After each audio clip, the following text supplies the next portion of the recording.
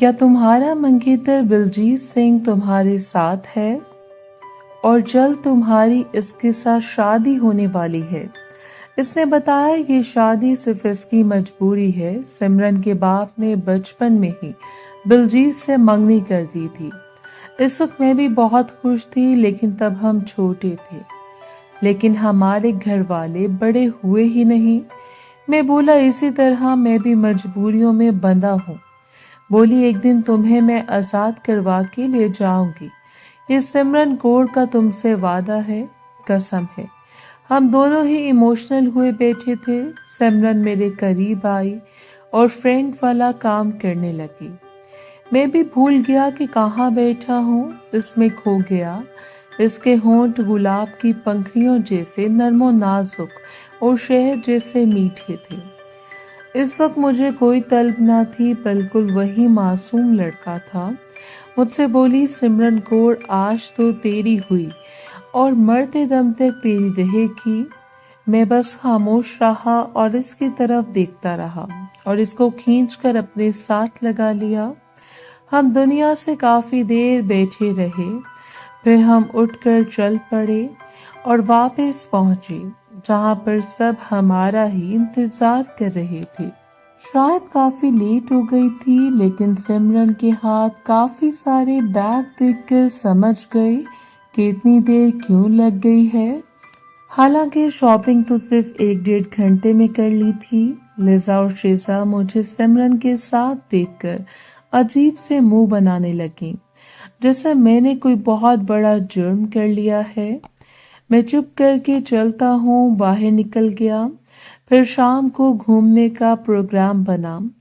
सब लोग पथरियाटा गए चेयरलिफ्ट पर झूले लेने। लिजा मेरे साथ बैठ गई। शिजा और जैक और बलजीत और सिमरन, सरदार और नासिर बैठ गए। लिजा मुझे बोली तुम सिमरन के साथ क्यों घूमने गए थे? मैं बोला कि सरदार अब जो हुक्म देगा वो करना पड़ेगा। बोली इसके साथ तुम्हें देखकर मुझे बहुत बुरा लगा। तो मैं बोला अपनी बहन के साथ शेयर करते हुए बुरा नहीं लगा। बोली लगा था, सच्ची बात तो ये है, लेकिन मैं इसको टाल नहीं सकती क्योंकि मेरा सारा खर्चा वो उठाती है। मैं तो अभी पढ़ रही हूँ। मुझसे बोली तो मुझसे शादी करके मुझे यहीं रख लो। मैं बोला मैं भी मजबूरियों में बंधा हूँ, तुमको बताया था। बोली मैं जल्द तुमको यहाँ से ले जाऊंगी। मैं बोला कहाँ? बोली हम यूरोप चले जाएंगे। मैं बोला अच्छा, जैसे तुमकी मर्जी। अब साली को नाराज थोड़ी करना था। खैर घूमते रहे और रात काफी हल्ला गुल्ला चलता रहा। फिर सब अपने अपने कमरे में जाकर सो गए। मैं भी बाहर लॉन में बैठा था कि नाजिया बोली क्यों मजनू बने बैठे हो, अगर कोई खिदमत हो तो बताओ। मैं बोला यार नहीं, इस दिन के लिए तुमसे माफी मांगता हूँ। पता नहीं मुझे क्या हो गया था, मैं ऐसा नहीं था और कुछ माह पहले तक तो मुझे लड़की के बारे में पता ही नहीं था। मैं भी सरदार के साथ लगकर ऐसा बनता जा रहा हूँ। वो भी सीरियस हो गई। बोली मैंने तो तुमको इस दिन माफ कर दिया था क्योंकि मुझे पता चल गया था तुमको नई नई लत लगी है और खुद प्रत वो नहीं है।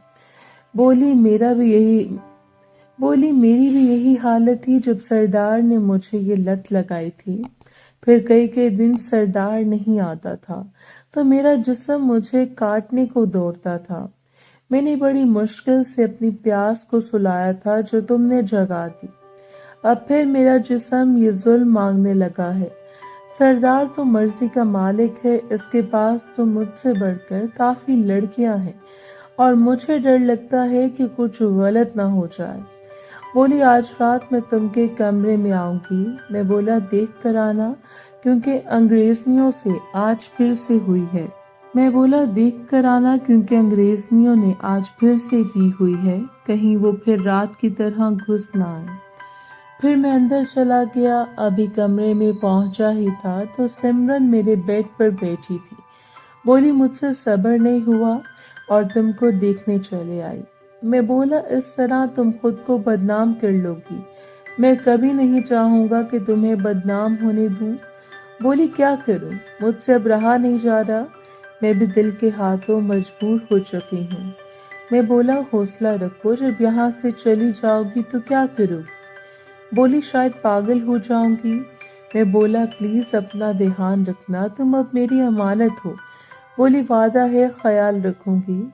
پھر اس نے مجھے فرنٹ والا کام کیا اور چلی گئی اپنے کمرے میں۔ میں پھر اکیلا ہو گیا۔ ابھی کچھ دیر گزری تھی کہ لزا میرے کمرے میں آ گئی اور دروازہ بند کر کے میرے بیڈ پر چڑھ گئی۔ میں نے اس کو پکڑ کر کھینچ لیا اور اوپر ہی لیٹ گیا اور فرنٹ والا کام کرنے لگا اور دونوں ایک دوسرے میں کھو گئے۔ میں اس کے اوپر ایسے ٹوٹا جیسے کہ کبھی چھوڑوں گا نہیں۔ پھر میں نے اس کا باس اتار دیا اور بلندوں پر فرنٹ والا کام کرنے لگا اور آہستہ آہستہ نیچے خزانے تک پہنچ گیا اور ادھر فرنٹ والا کام کرنے لگا۔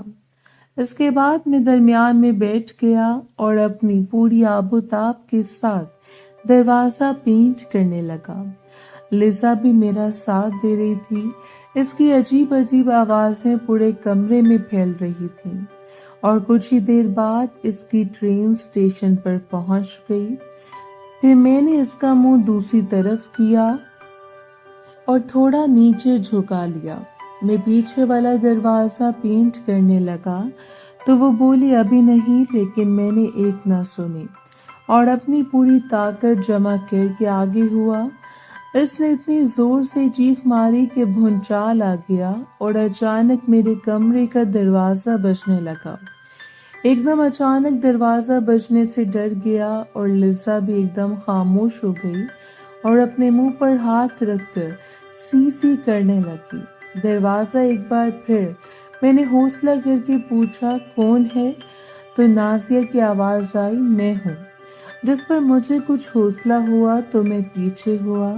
لزا بیڈ پر الٹی ہی لیٹ گئی۔ میں نے دروازہ کھولا تو باہر نازیہ اور شزا دونوں کھڑی تھی۔ شزا جلدی سے اندر آئی اور لزا کو دیکھا جو کہ بیڈ پر الٹی پڑی ہوئی تھی۔ نازیہ بھی آئی اور مجھے دیکھ کر مسکرا دی۔ بولی لگتا ہے بچی کو نہیں چھوڑا۔ میں بولا بس مستی میں کچھ زیادہ زور لگ گیا۔ بولی مجھے پتا ہے تمہاری مستی جان نکال لیتی ہے، بیچاری انگریزن آئی تھی مزے کرنے اور تم نے کبارہ کر دیا۔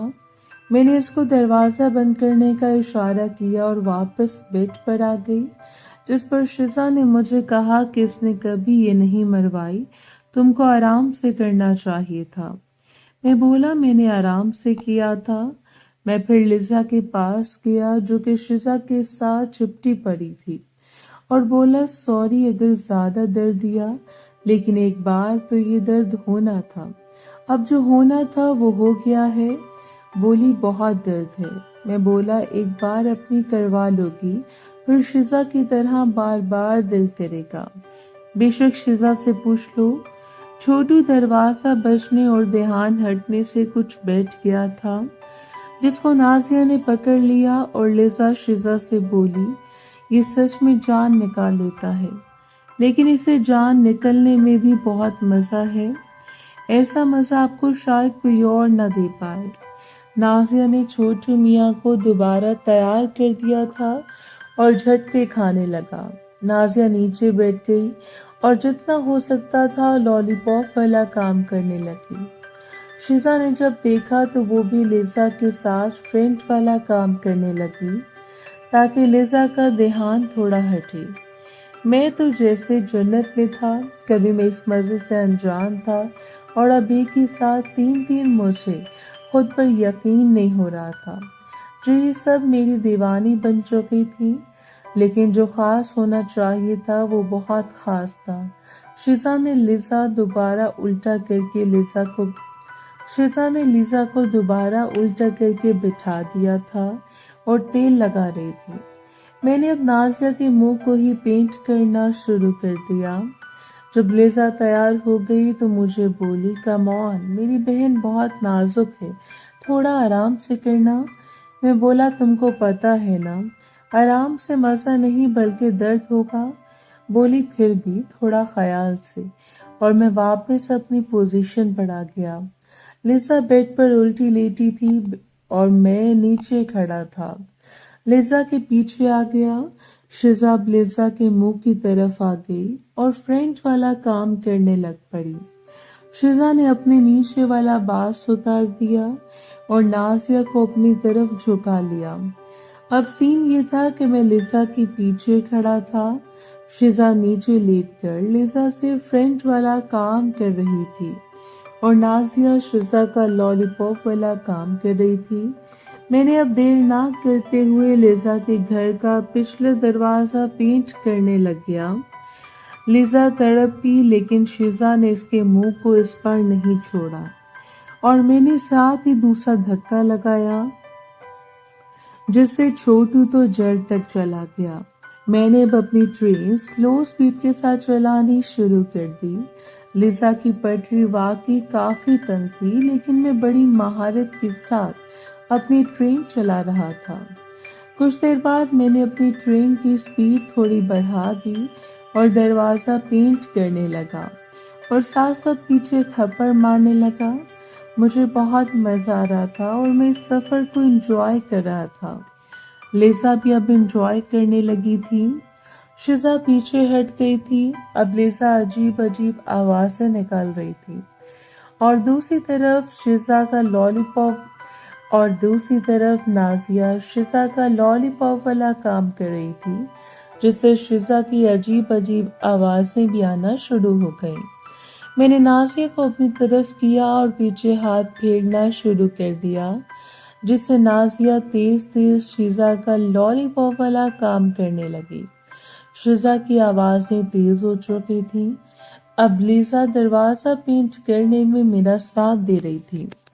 محترم ناظرین اور سامعین، اس کہانی کا باقی حصہ اگلی آنے والی ویڈیوز میں پیش کیا جائے گا۔ اگر آپ کو ویڈیو اچھی لگی تو ویڈیو کو لائک اور ہمارے چینل کو سبسکرائب ضرور کریں۔ شکریہ۔